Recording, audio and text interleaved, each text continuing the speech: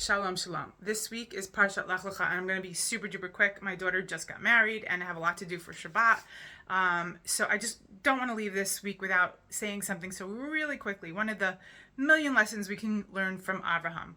When Abraham went, because his nephew Lot was taken captive, and he was told about it, he got somewhere between 400 people and went out and battled these 4 kings against the 5 kings. Very, very, very, very fierce battle. He took them, went the journey, fought them, got back his nephew, and after this, the king Melchizedek went to greet him and gave him a blessing and everything. And then the king of Sodom says, listen, Abraham, who he owes a great debt of gratitude, he says, we want to keep the people, you can keep all the spoils. And Abraham says, and this is so important, he says, he lifts his hand and he says, I lift my hand up to God, if I would even take a shoe strap from you, that you would say that it's by me that Abraham made his riches.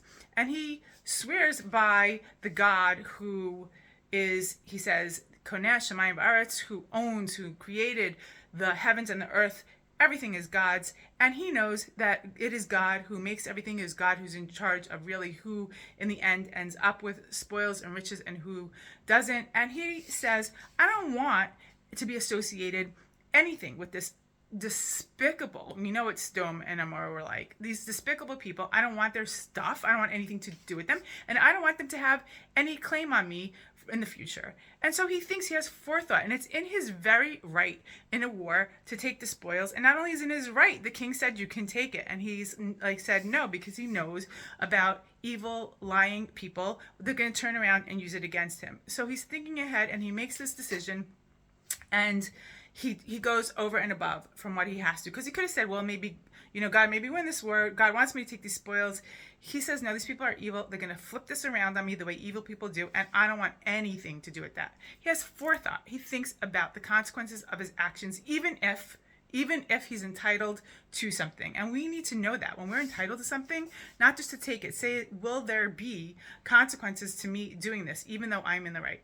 And another very important thing that he says, that I think we need to learn from, is he says that that's what he's going to do. But the people that fought with him, okay, so the students, they're going to take whatever they ate, that to subtract that.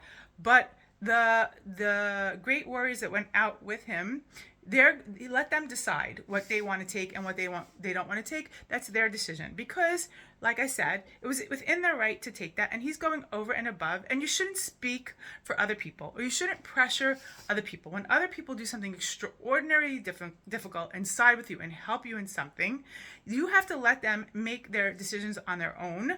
When it's not, a right or wrong, when it's over and above, you don't speak for other people, which many people do. And Abraham could have done. He was a leader, and people would have accepted that.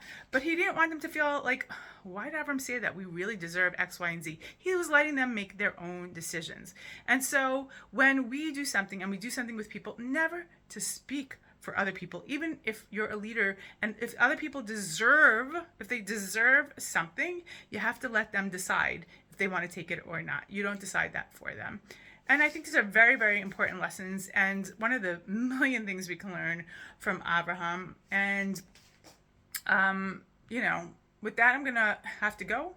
I have so much more to say, but I wish you a Shabbat Shalom, peace, and see you next week.